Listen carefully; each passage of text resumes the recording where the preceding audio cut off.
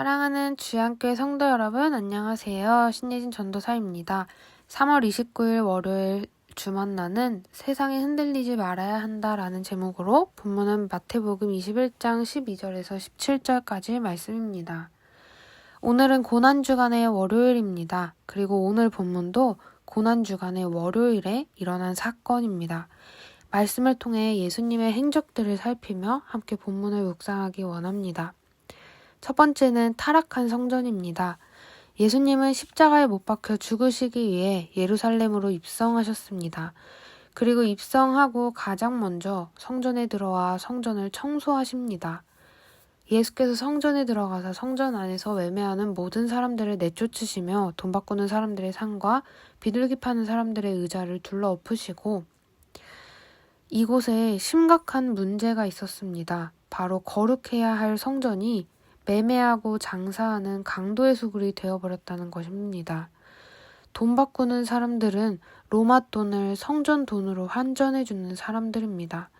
그런데 환전을 할 때에 자신들의 이익을 불려서 취하는 모습이 나타났습니다. 또 비둘기 파는 사람들이 있습니다. 성전에서 희생제사를 드리러 전국에서 예루살렘으로 모이는데 희생제사에는 흠이 없는 짐승이 필요했습니다. 근데 그것을 가지고 오는 것도 쉽지 않았고 더욱이 흠없이 가져오는 것도 쉽지 않았기 때문에 성전 안에서 제사용 동물들을 팔기도 했습니다. 그런데 이 부분에서도 사람의 탐욕으로 인해 변질되었습니다.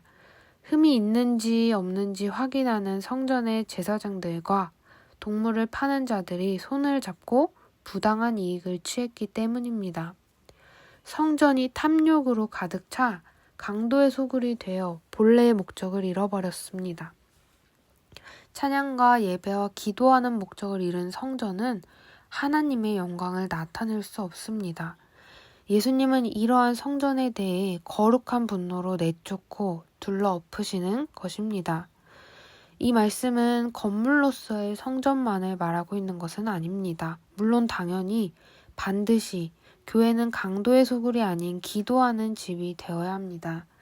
그런데 더 나아가서 성전은 성도가 되어야 함을 깨닫게 됩니다. 목적을 잃은 성도는 하나님의 영광을 드러낼 수 없습니다. 세상적이고 물질적인 탐욕들이 마음에 가득 차 있으면 예수님이 들어오실 수 없습니다. 두 주인을 섬길 수 없습니다. 저희는 저희 자신에 대해 예수님처럼 거룩한 분노를 가지고 죄에 대해 단호하게 맞서야 합니다. 내쫓고 둘러엎어 본래의 목적을 찾아야 합니다. 예수님은 성전은 기도하는 집이라고 말씀하십니다. 죄에 대해 귀 기울이고 물질적 탐욕을 추구하는 것이 아닌 하나님께 귀 기울이고 하나님과의 관계를 위해 기도에 힘쓰는 저희가 되기를 소망합니다. 두 번째는 타락한 제사장입니다. 성전을 청소하신 예수님은 맹인과 저는 자들을 치유하십니다.